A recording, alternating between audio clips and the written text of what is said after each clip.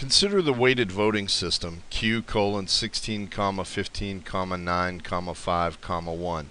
Find the smallest value of Q for which A. all 5 players have veto power, B. P sub 3 has veto power but P sub 4 does not. Alright, in order to do this we need to look at the weighted voting system that we're given, which in this case is Q colon 16, 15, 9, 5, 1. And we're going to assign values to each one of these. And those values, and when I say values, I mean names. So this first one, this will be P sub 1. Then this will be P sub 2. This one will be P sub 3. This one will be P sub 4. And finally, this will be P sub 5. And we want to find Q, the smallest value of Q, this right here, for which all 5 players have veto power. Now, there's a number of different ways to do this, but in order for all 5 players to have veto power, Q, which is our quota, must be equal to the quota that would require the 5th player with the least weighted voting numbers to have veto power. So I could just basically skip right down and talk about P sub 5 if I want to. But we need to understand what the veto power for P sub 3 and P sub 4 will be. So we're going to go ahead and do veto power and determine the quota for each one of the players in order for them to have veto power for the entire system. So the first thing that we start with is the V, and that is going to be the number of votes in the system.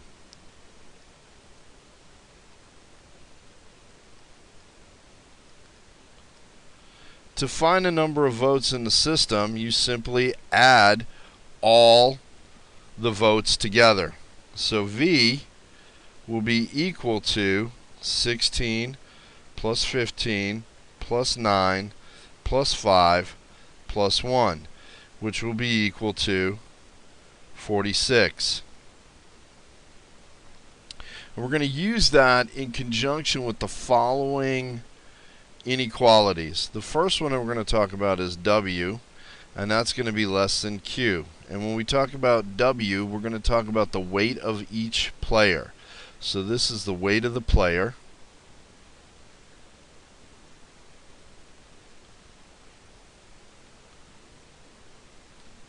And Q is going to be the quota for the system.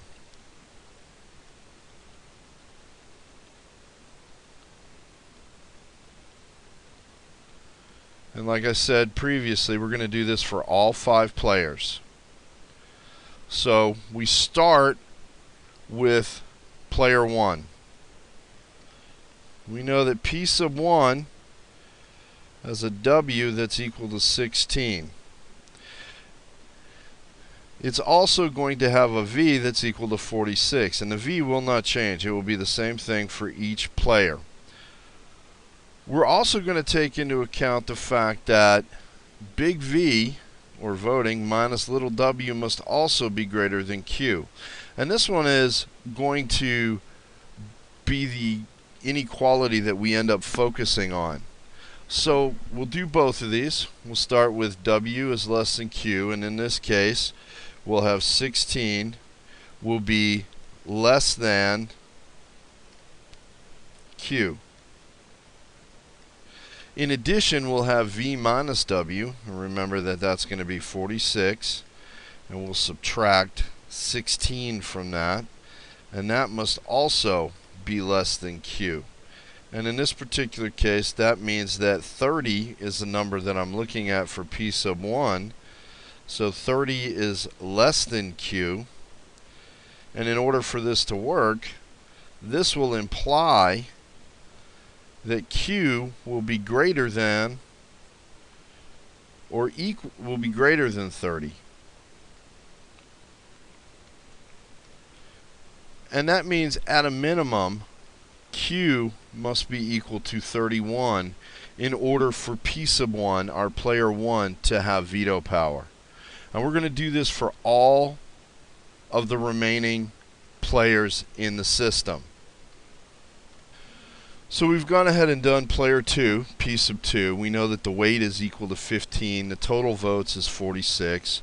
Using the same principles that we just used for player 1 or P sub 1, we'll have 15 is less than Q and 46 minus 15 is less than Q, which reveals 31 less than Q, and that implies Q must be greater than 31. Therefore, at a minimum, Q will be 32 for P sub 2. So if the quota is 32, then both P sub 1 and P sub 2 will have veto power. And now we'll do this for P sub 3, P sub 4, and P sub 5. Okay, so we've completed P sub 3, P sub 4, and P sub 5, and we now see that in order for P sub 3 to have veto power, Q must be equal to 37. I'm sorry, that should be 38, not 37. Q would be equal to 42 in order for P sub 4 to have veto power, and Q must be equal to 46 in order for P sub 5 to have veto power.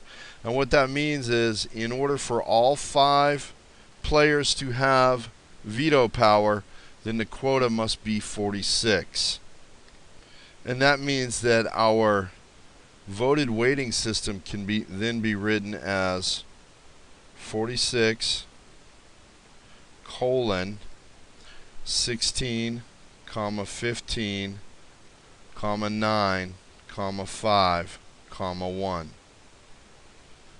Alright, the next part of this problem says P3 has veto power, but P4 does not.